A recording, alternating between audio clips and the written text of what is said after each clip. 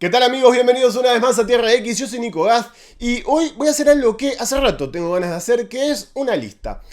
Me gustan las listas, creo que abren la puerta al debate y por qué no a la controversia. También seguramente hay puntos en los que ustedes no van a estar de acuerdo conmigo acá y está muy bien. Los invito de hecho a que debatamos. Lo cierto es que mi intención con esta lista, más allá de, exponer ciertos puntos que tienen que ver con la historia del cómic y, informar, entretener, es ser lo más objetivo posible. O sea, voy a tratar de, si bien obviamente, como digo, va a haber un sesgo personal, voy a tratar de ser lo más objetivo posible, voy a tratar de presentar los hechos como los veo, basados un poco en lo que yo sé. Es posible que haya cosas que se me escapen, así que les pido que me lo comenten si es así.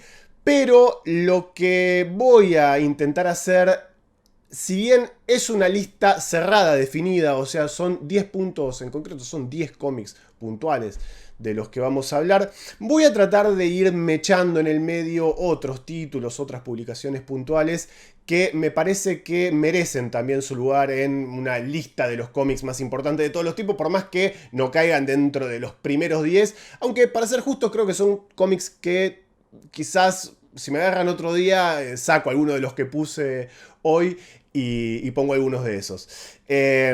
Así que bueno, el criterio de selección a grandes rasgos es el impacto y la influencia que tuvo cada uno de estos cómics. Vamos a ir moviéndonos hacia adelante en el tiempo, o sea, el número uno, que uno podría decir que es quizás el más importante, o sea, quizás a contramano de lo que suelen ser este tipo de listas, no vamos a hacer una cuenta atrás, sino que la vamos a hacer hacia adelante. O sea, el número uno va a ser de alguna manera el más importante porque es el más viejo. Y como en cierta forma muchos de los cómics que vamos a hablar más hacia el final se apoyan sobre todo lo que viene antes, bueno, me parece que podríamos decir que cuanto más atrás, más importante.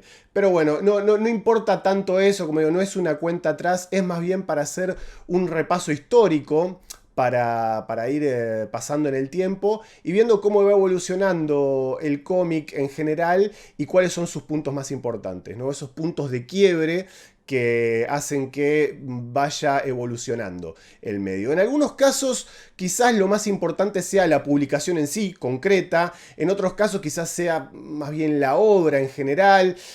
Los autores, ¿por qué no? Quizás en algunos puntos los autores son incluso más importantes que la obra puntual. Pero bueno, la idea es que sea un poco una sumatoria de todo, ¿no? Por más que en algunos casos se destaque más una cosa que otra, creo que siempre el cómic puntual en sí va a ser lo suficientemente importante como para estar en una lista de los cómics más importantes de todos los tiempos. Así que, bueno, creo que eso es todo. Así que, bueno, sin más que decir, vamos con la lista. Puesto número 1. Bueno, acá no hay duda, este es el más fácil de todos, creo que vamos a estar todos de acuerdo. Publicado en 1938 por National Allied Publications, posteriormente conocida como DC Comics, Action Comics número 1 le presentó al mundo a Superman. La influencia de Superman es tan, pero tan grande que si sacamos esta revistita de nuestra línea de tiempo, prácticamente la totalidad de la cultura pop como la conocemos hoy deja de existir. Superman le presentó al mundo el concepto del superhéroe y propició el advenimiento de una catarata de personajes que vendrían en años posteriores. En 1939 se publica Detective Comics número 27, con la primera aparición de Batman. En 1941 aparece All Star Comics número 8, primera aparición de Wonder Woman, y hace su debut el Capitán América en su propia revista. Todos estos también merecen su lugar en la lista de los cómics más importantes de la historia. Y de hecho, por eso les hago una mención especial. Pero ninguno es tan importante individualmente como este. La influencia de Superman es tan grande que incluso podemos encontrarla en otros productos importantísimos de la cultura pop mundial más allá de los cómics de superhéroes. Tomemos por ejemplo el caso de Japón. Sin la influencia de Superman no tendríamos algunos de los elementos más emblemáticos de Dragon Ball, como la historia de origen de Goku, que se parece mucho a la de Superman, o personajes como Vegeta, que estaba claramente inspirado en el General Zod, de Superman 2. La influencia de Superman también llega de forma indirecta a la creación de los superhéroes japoneses, como la mítica serie Super Sentai, que fue la base para lo que en Occidente conocimos como Power Rangers, y es una parte tan importante de la cultura pop japonesa que podemos ver su influencia en series hiperconocidas como Saint Seiya o Sailor Moon. Todo esto por no mencionar la obvia aparición de literalmente cualquier superhéroe hasta el día de la fecha. Todo lo que vemos al día de hoy que tenga presencia de superhéroes, sea en cómics, cine, videojuegos o televisión, se puede arrastrar hacia atrás a la existencia de Superman que nació acá. Por todo esto, Action Comics número 1 es, en mi opinión personal, no solo el cómic más importante de todos los tiempos, sino la piedra fundacional de toda la cultura pop como la conocemos hoy, y por lo tanto tranquilamente podríamos afirmar que Superman es el personaje ficticio más importante, por lo menos del siglo XX. Y quizás un poco más también, porque en definitiva es un personaje que sigue vigente, siguen saliendo cómics, siguen saliendo series, películas, y siempre le va bien. Hay que desterrar un poco esta idea de que Superman no es popular. No es tan popular como otros personajes que hoy llevan la delantera, pero sigue siendo uno de los más populares, de hecho uno de los 3 más populares. Lo cual no es menor considerando que Action Comics lleva ya más de 1000 números publicados desde 1938 y ya tiene casi 90 años de historia. Si bien es cierto, como decimos, que hoy por hoy no es el más popular de los superhéroes, no se puede evaluar su importancia solo mirando los últimos 10 o 20 años. Y si uno ve la totalidad de la historia, los números y la influencia de Superman son superiores a todos los demás. Puesto número 2. Así como creo que Action Comics número 1 es la piedra fundacional inequívoca de la cultura pop, hay otro hecho particular que creo que está a la misma altura por el nivel de impacto e influencia, y es la creación de Mickey Mouse en 1928, 10 años antes incluso. Si bien el superhéroe es, bueno, no hay ningún tipo de duda, la figura dominante del cómic americano durante la mayor parte de su historia, el funny animal, o animal simpático, divertido, gracioso, es sin duda otra de sus figuras más importantes. La relevancia de Disney, para bien o para mal, no necesita explicación, y si bien la mayoría posiblemente asocia a sus personajes más conocidos al mundo de la animación, lo cierto es que también gozaron de una inmensa popularidad en el mundo del cómic, y ninguno fue tan influyente en este campo como el Pato Donald de Carl Barks. Carl Barks fue autor de alrededor de 500 historias protagonizadas por la familia de los patos de Disney, entre las que, aparte de dibujar al propio Donald, creó al famosísimo y queridísimo Scrooge McDuck, conocido también por estas pampas como el tío rico, ya que, bueno, era el tío de Donald y, bueno, era rico. Durante la mayor parte de su carrera, Barks trabajó de forma completamente anónima para mantener la ilusión de que era el propio Walt Disney el que hacía todos sus cómics. Incluso no le hacían llegar el correo de sus fans para que no supiera cuán popular era. O sea, el tipo la rompía y Disney no quería que él se enterara. Dentro de la cultura pop en general, la influencia de Barks es tan grande que Steven Spielberg y George Lucas han confesado haberse visto muy inspirados por su trabajo. Siempre se dice que Indiana Jones está basado en los seriales aventureros de los 30 y 40, pero, según Spielberg y Lucas, la famosa escena del arqueólogo escapando de la bola gigante en Raiders of the Lost Ark, o Cazadores del Arca Perdida, fue inspirada por una historia del tío rico de 1954 titulada The Seven Cities of Cibola. Por el lado de los cómics, el trabajo de Barks fue la principal inspiración de Osamu Tezuka para convertirse en mangaka. Tezuka no era lector de cómics de superhéroes, pero amaba las historias de patos de Carl Barks, y si vemos sus cómics, es bastante evidente. Siempre se dice que los famosos ojos manga de Tezuka fueron inspirados por Disney, pero lo cierto es que fueron inspirados por Carl Barks. Disney solamente ponía la firma. Para ser completamente justos, esto no quiere decir que el trabajo del propio Disney o de sus otros artistas no fuesen influyentes también para Tezuka, pero el de Carl Barks fue, posiblemente, el más importante.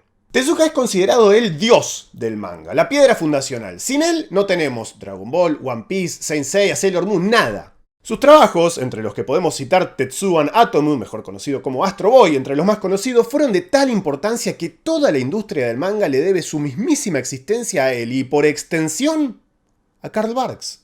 No tengo la confirmación oficial, pero creo que es bastante seguro decir que el trabajo de Barks y la consecuente popularidad de los Funny Animals inspiraron también a Steve Gerber para crear a Howard the Duck en los 70. Un personaje que fue mucho más popular de lo que hoy se recuerda y que también tuvo su propia influencia en otros trabajos posteriores.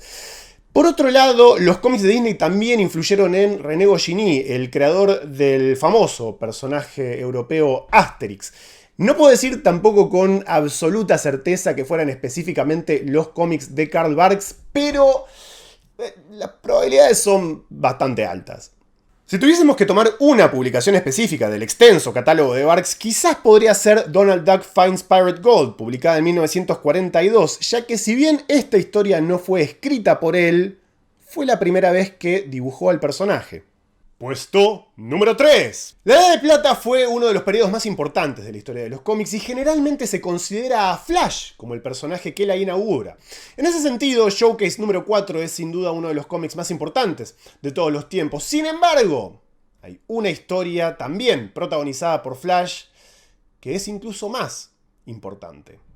En Flash of Two Worlds, Flash de dos mundos, publicada en Flash número 123, Barry Allen, el Flash de la Edad de Plata, conocía a Jay Garrick, el Flash de la Edad de Oro, que vivía en un universo distinto.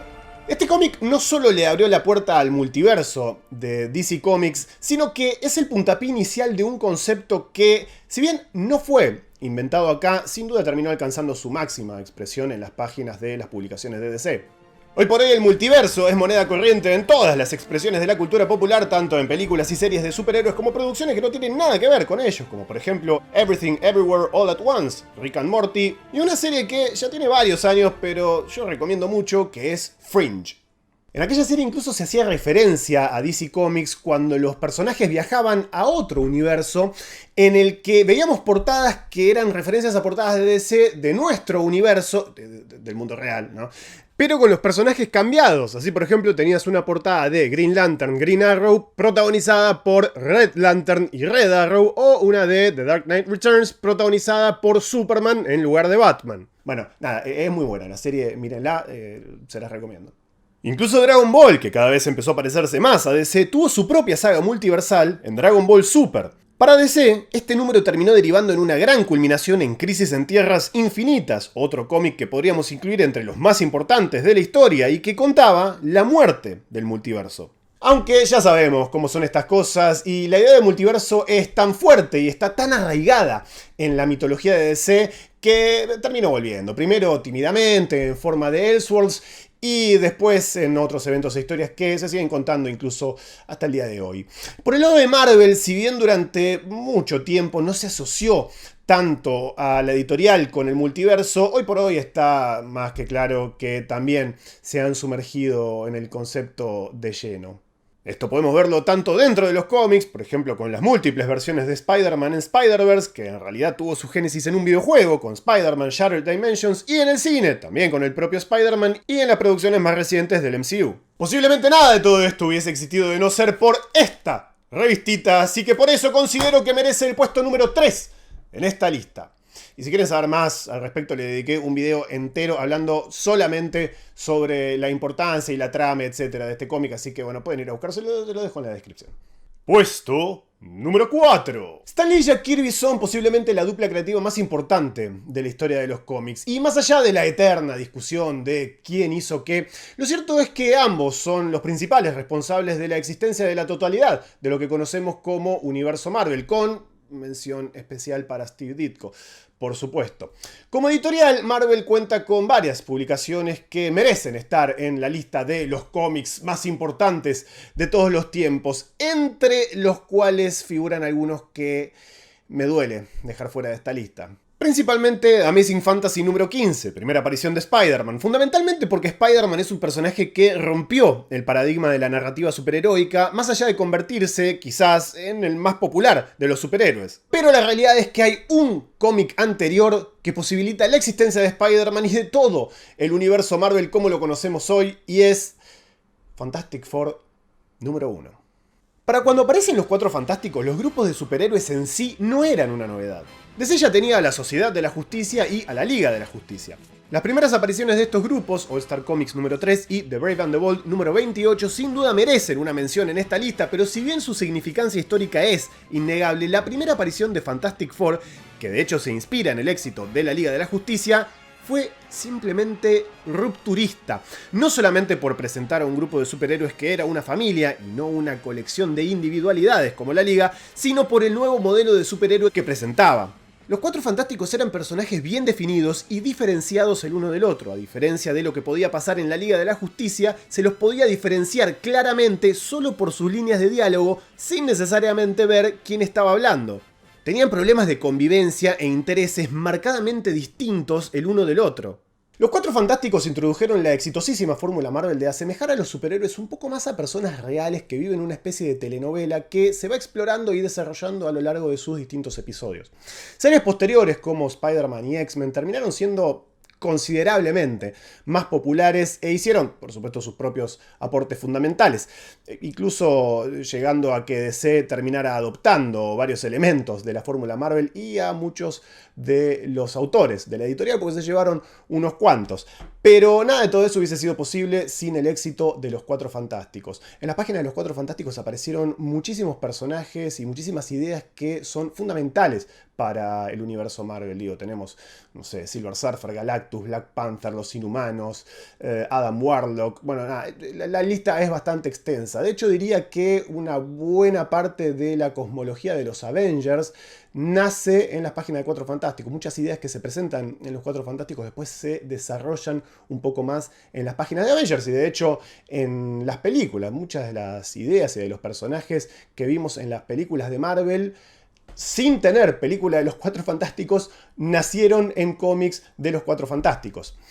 Gracias a su trabajo en los Cuatro Fantásticos, Kirby terminó pasándose a DC, donde dejó toda la mitología de los nuevos dioses, con personajes como Darkseid y Mr. Miracle. Incluso podemos argumentar que Darth Vader, el emblemático villano de Star Wars, tomó gran inspiración del propio Darkseid y de Doctor Doom, el enemigo principal del cuarteto superheroico. Un poco más adelante, en los 80, John Byrne pasó de escribir y dibujar a los Cuatro Fantásticos en Marvel a relanzar a Superman para DC en Man of Steel, que sigue siendo al día de hoy una de las versiones más exitosas y queridas del personaje. Así que vemos que todo vuelve. Sin los Cuatro Fantásticos, la industria del cómic americano hubiese tomado un curso completamente distinto, ya que no solo impusieron un nuevo modelo, sino que literalmente salvaron a Marvel de la quiebra. Es decir que, literalmente, todo lo que es Marvel hoy, para bien o para mal, se apoya en Fantastic Four número 1. Puesto número 5. Bueno, y acá se viene una que quizás como mínimo genere algún debate. Cuando se habla del inicio de la Edad de Bronce, esa era caracterizada por la introducción de algunos elementos un poco más oscuros que su predecesora, generalmente se cita a The Amazing Spider-Man número 121 y 122 de 1973 como el puntapié inicial. En sus páginas, el superhéroe arácnido no llegaba a tiempo a salvar a su novia, Gwen Stacy, y posteriormente, su más grande enemigo, el Duende Verde, moría luego de un feroz combate. La importancia de esta historia no se puede disputar y por eso, sin dudas, merece una mención especial en esta lista. Sin embargo, el puesto número 5 se lo va a llevar otro cómic que sale unos años antes y es, para muchos, esto lo podemos debatir, el verdadero inicio de la Edad de Bronce. Conan the Barbarian número 1 de Roy Thomas y Barry Windsor Smith. Conan fue creado por Robert E. Howard e hizo su primera aparición en 1932 en la revista Weird Tales. El personaje era un bárbaro que vivió durante una era prehistórica fantástica donde, con su espada, luchaba contra monstruos, hechiceros y similares. Conan tuvo varias adaptaciones, por ejemplo, las películas de Arnold Schwarzenegger, aunque yo particularmente lo conocí por la genial serie animada de principios de los 90.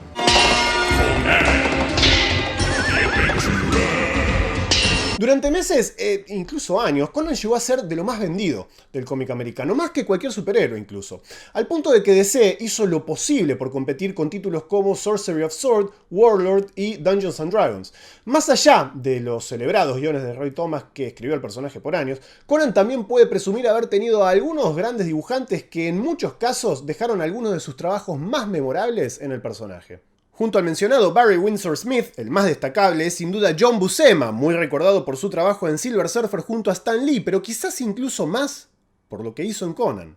La popularidad de Conan de la época podemos verla reflejada, por ejemplo, en las primeras apariciones de Howard the Duck y fundamentalmente en la creación de Cerebus, el personaje de Dave Sim que parodiaba las historias de Conan combinándolas con la popularidad de los Funny Animals que mencionamos anteriormente, como el propio Howard.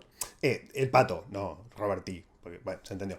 Cerebus fue tan importante que fue una influencia fundamental en la creación de las Tortugas Ninja y fue de las primeras series en empezar a ser recopiladas en tomos, valga la redundancia, recopilatorios. Una práctica absolutamente común hoy, pero que no lo era por aquella época. Pero todo eso, indirectamente gracias a Conan. Bueno, y a Donald. Y a Howard, el pato. Bueno, el otro un poco también, porque...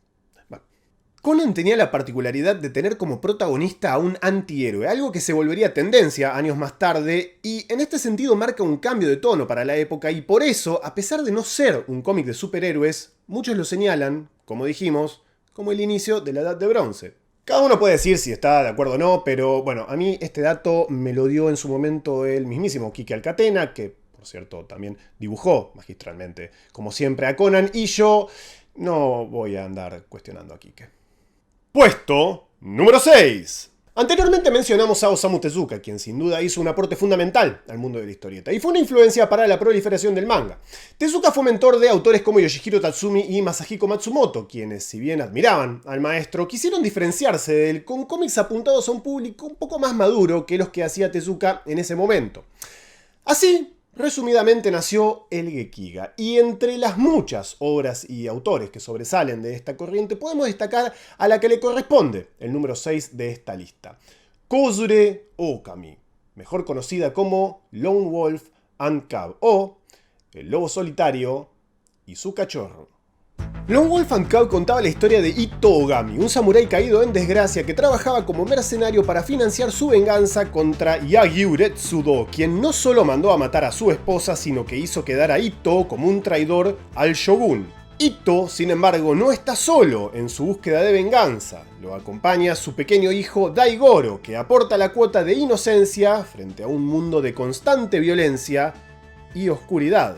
Entre 1970 y 1976, en los 28 tankobon o 20 tomos de la edición de Planeta, que podemos ver acá detrás mío, en los que se recopila la historia, el guionista Kazuo Koike y el dibujante Goseki Kojima contaron una de las historias más recordadas de la historieta japonesa, por sus historias tan inundadas de sangre y crueldad, como de belleza y sutilezas. La narrativa ultra dinámica, el ahorro de palabras y una mezcla entre realismo sucio y combates grandilocuentes fueron una de las principales influencias en el trabajo de Frank Miller, que estudió y adoptó las técnicas de los autores japoneses sin siquiera poder leer la obra en inglés, pues por entonces no tenía versión traducida. La influencia de Lone Wolf and Cub fue vital para el trabajo de Miller en Daredevil y Ronin, dos obras en las que el autor volcó su interés por la cultura japonesa mientras innovaba con una narrativa que hasta ese momento no era habitual en cómics americanos. En Daredevil puntualmente cambió para siempre a un personaje que hoy en gran medida se recuerda un poco más como suyo que casi por todo lo que vino antes o después. La influencia de Lone Wolf and Cub se puede encontrar también en muchas otras obras más. The Mandalorian, serie ambientada en el universo de Star Wars, toma influencia directa y sin tapujos de la obra en la dinámica de sus protagonistas, y en la serie The Book of Boba Fett hay una escena lisa y llanamente calcada de la que posiblemente sea la más conocida del manga, en la que Itto le da a elegir a su hijo Daigoro entre una espada y una pelota para determinar su futuro. La influencia de Lone Wolf and Cub es realmente inestimable y por eso merece sin duda un lugar en esta lista. Puesto número 7. Bueno, este quizás sea el puesto más complicado, muchos posiblemente opinen que tendría que haber elegido otra. Lo cierto es que la influencia de Jean Giraud, mejor conocido como Moebius, es tan grande y difícil de calcular que elegir uno solo de sus trabajos es quedarse corto. Quizás lo fácil sería señalar el Incal, pero hay un cómic anterior que es precursor de aquella otra obra y tuvo una influencia tan grande que creo que lo hace merecedor de llevarse el séptimo lugar en esta lista. The Long Tomorrow, El Largo Mañana, fue publicada en 1975 en 2 partes en la emblemática revista Metal Hurlant y presentaba una historia detectivesca inspirada por el film noir en un contexto futurista. El guión fue escrito por Dan O'Bannon, el guionista de Alien de Ridley Scott, a quien Moebius conoció cuando ambos colaboraban en la producción de la versión de Dune de Alejandro Jodorowsky, que nunca fue realizada. En sus páginas podemos identificar elementos que posteriormente dejarían su marca en la cultura pop.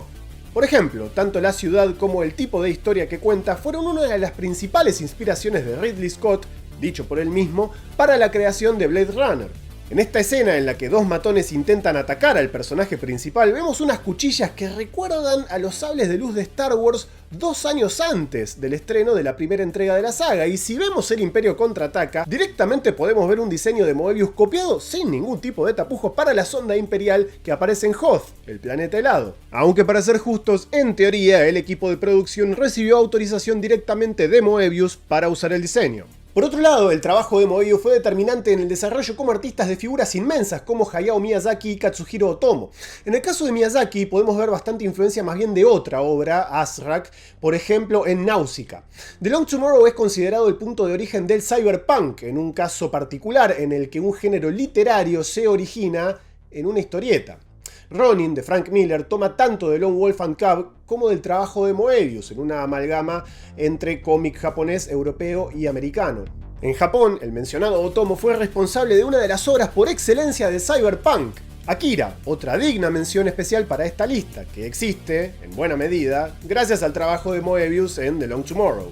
Es difícil darle un solo espacio al cómic europeo en esta lista, muchos posiblemente me comenten que sea imperdonable la ausencia de Tintín o así que, bueno, cumplo en por lo menos mencionarlo. Pero creo que por todo esto que comentamos recién, The Long Tomorrow sin duda merece un lugar entre los cómics más importantes de la historia, con especial énfasis en su dibujante.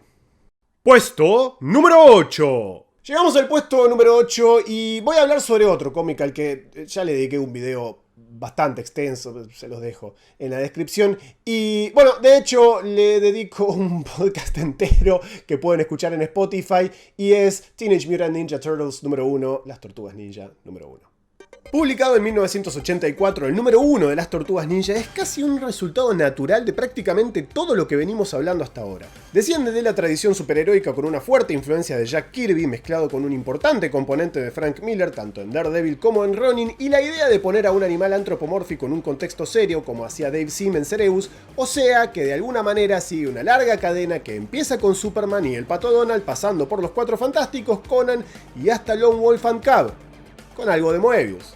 Quizás lo más importante que rescata de Cerebus particularmente es el espíritu del triunfo del cómic independiente.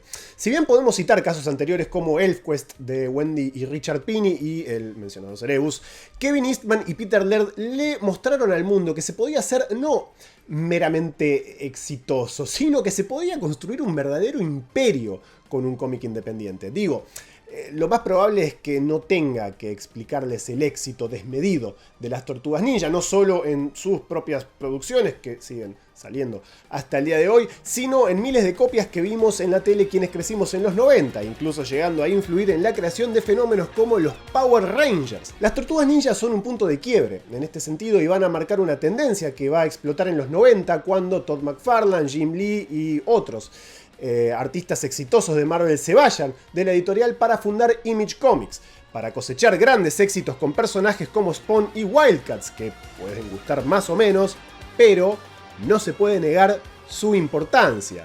Bueno, no me voy a estirar mucho más hablando sobre esto en particular porque, como dije, ya le he dedicado un video larguísimo a las tortugas y me dedico a explorar cada paso del fenómeno en un podcast exclusivamente dedicado a eso. Pueden escucharlo en Spotify. Y también incluso escribí una nota larguísima sobre el tema en Comiqueando, así que también pueden ir a leerla. Les dejo, como les decía antes, los links en la descripción por si les interesa saber más al respecto. Pero bueno, más allá de que evidentemente tengo un sesgo personal por esta franquicia, genuinamente creo que sus cómics originales, fundamentalmente su primera aparición, se merecen un lugar incuestionable en la lista de los cómics más importantes de la historia. Puesto número 9. Y en este puesto nos toca un fenómeno incluso más popular e influyente que el anterior, a tal punto que, si no es el producto más influyente de la cultura pop de los últimos 40 años, pega muy cerca. Dragon Ball se empezó a publicar en la revista Shonen Jump en 1984. En sus páginas, Akira Toriyama contaba las aventuras de Son Goku y sus amigos en la búsqueda de 7 esferas mágicas que le permitían a quien las encontrara pedirle un deseo a un dragón. A lo largo de los años, Dragon Ball fue evolucionando, incorporando personajes y se terminó convirtiendo en el manga más influyente, si no de todos los tiempos, por lo menos de ahí para acá. El diseño de personajes, el manejo del humor y la acción, la idea de entrenar para volverse más fuerte, las transformaciones, todo en Dragon Ball marca un antes y un después en la manera de concebir al manga.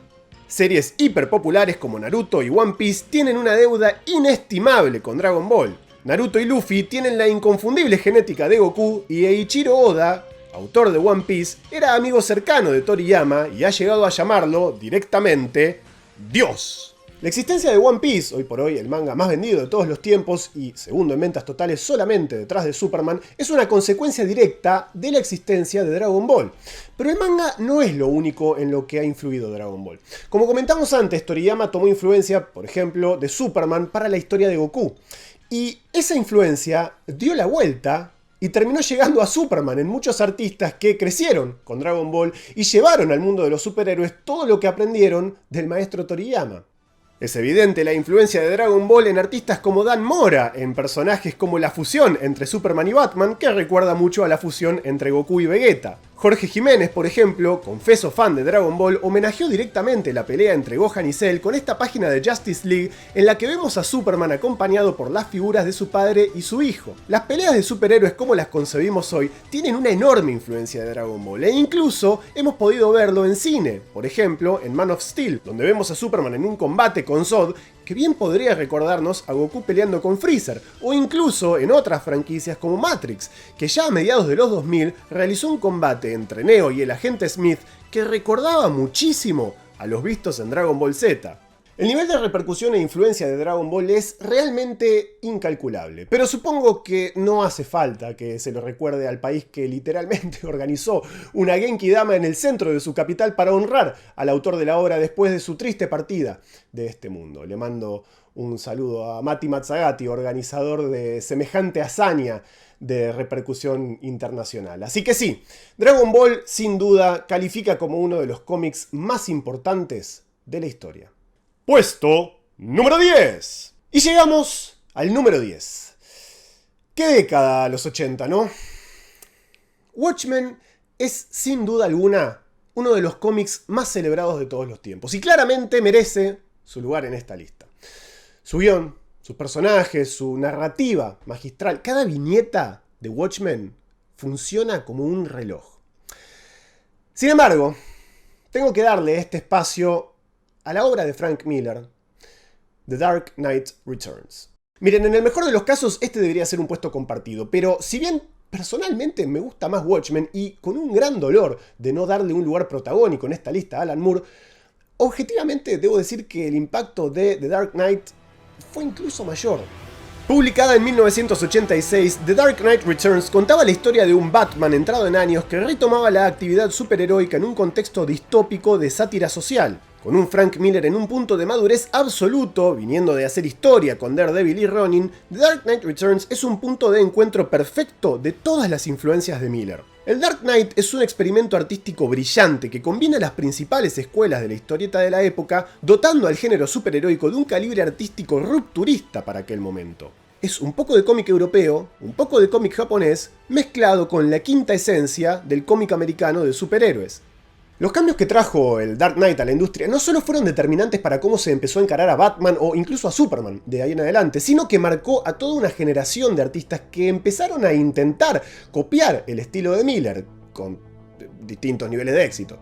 ¿Qué es el cómic mainstream de los 90 sino una reinterpretación del trabajo de Miller en The Dark Knight Returns? Tanto desde la dinámica, la masividad operática de los personajes, los bolsillos. El Dark Knight inundó absolutamente todo y se convirtió, sin ningún tipo de duda posible, en uno de los cómics más celebrados, reconocidos y recordados de todos los tiempos. ¿Se puede decir lo mismo de Watchmen? Sí, creo que sí. Lo cierto es que podríamos encontrar un cierto antecesor espiritual de Watchmen en el Squadron Supreme de Mark Gruenwald, mientras que el Dark Knight es incluso más rupturista con lo que se venía viendo hasta ese punto, y creo que el Dark Knight termina teniendo un impacto mayor al usar personajes familiares como Batman y Superman de manera novedosa para la época, a diferencia de Watchmen, que inventaba personajes nuevos. Hoy por hoy la fórmula ha sido repetida hasta el hartazgo, sí, pero si nos ponemos en la época es entendible que haya sido tan disruptivo. Para ser completamente justos, Moore ya había hecho Miracle Man antes de Watchmen, Dark Knight y Squadron Supreme.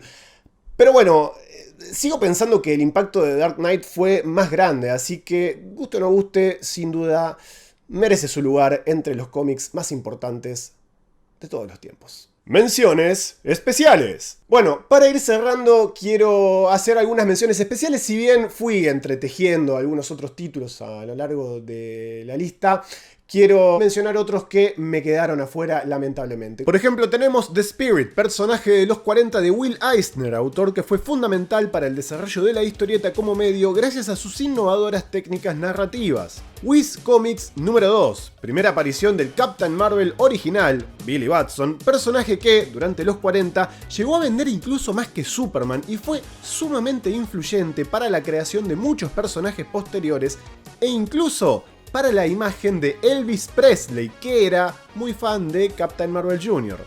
Peanuts, la tira de Charles Schulz que duró 50 años, presentó a entrañables personajes como Charlie Brown y Snoopy y estableció la tira de 4 viñetas como la norma de la tira cómica americana. Giant Size X-Men número 1, un punto de quiebre en la historia de X-Men y de Marvel en el que se renueva el equipo e ingresan personajes fundamentales como Wolverine y Storm, dando el puntapié inicial a lo que va a ser el inicio del éxito de la franquicia mutante, que va a terminar siendo muy influyente y que, si bien se había empezado a publicar en 1963, explota recién en 1975 con esta revista. Sandman de Neil Gaiman. Más allá de la polémica que rodea hoy al autor, la importancia de Sandman es imposible de ignorar. Fue un cómic que para muchos le dio legitimidad al medio como algo más que mero entretenimiento. ¿Algo pretenciosos? Sí, la verdad que sí. Pero el posicionamiento de la figura del autor que logró Gaiman con Sandman es innegable. Maus, el cómic de Art Spiegelman que retrataba las memorias del holocausto del padre del autor con ratones como protagonistas y fue el primer cómic en ganar un premio Pulitzer. Mazinger de Go Nagai, que impuso un género que es una obsesión en su país de origen y cuya influencia hemos podido ver también en Occidente. El corto maltés, cómic europeo de enorme repercusión, tan celebrado por fans de la historieta como de la literatura en general. Y por último, una mención especial para El Eternauta, la historieta argentina más celebrada en todo el mundo. ¡Bonus track! ¡Ajá! Pensaron que había terminado, pero no, señores. Por último, les voy a dejar un bonus track. En los 10 puntos que vimos antes llegamos hasta los 80. Para muchos, la década en la que la historieta llegó a su pináculo absoluto. Sin embargo, que hay algo dentro mío que no me deja terminar esta lista sin asomarme, por lo menos a la década que me vio crecer, los 90, para comentar cuál creo que fue el cómic más importante de esa década. Sabemos que fue, por un lado, una década de excesos, con hitos como Youngblood o el ya mencionado Spawn. También tuvo su costado más oscuro e introspectivo por el lado de la creación de Vértigo y obras como Sandman de Neil Gaiman, que mencionamos entre las menciones especiales, o Hellboy, realizada por Mike Mignola y publicada por Dark Horse. O incluso con una sensibilidad artística tan profunda como nostálgica, con gemas como Madman de Mike y Laura Allred. Pero para cerrar este video en un círculo perfecto, creo que ningún cómic de los 90 fue tan importante, más allá de todo sesgo personal, como la muerte de Superman.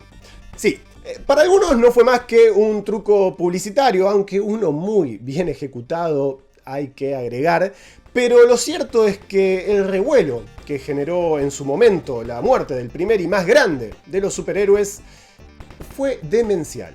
Superman Volumen 2 número 75, el número donde Superman efectivamente moría en combate con Doomsday, vendió más de 6 millones de copias y toda la saga de la muerte y posterior regreso del héroe impuso un nuevo modelo para el cómic de superhéroes, que para muchos no fue necesariamente positivo, ya que se dice que fue la historia que mató a la muerte. Es un esquema que vimos replicado con varios personajes después y si bien es entendible la posición de los detractores, bueno, yo personalmente creo que dejó buenas historias.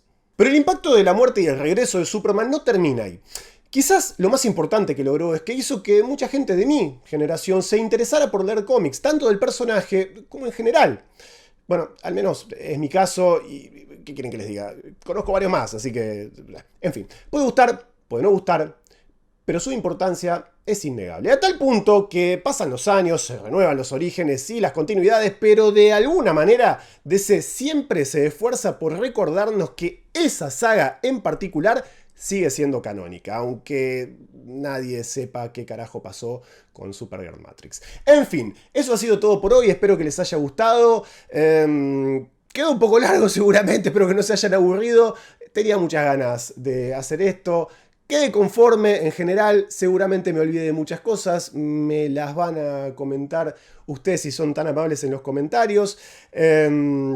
Díganme con qué están de acuerdo, con qué no están de acuerdo, qué sacarían y qué agregarían ustedes. Y bueno, ya sin más que decir, se despide Nico Gaz y será hasta una próxima entrega de Tierra X, donde converge el multiverso.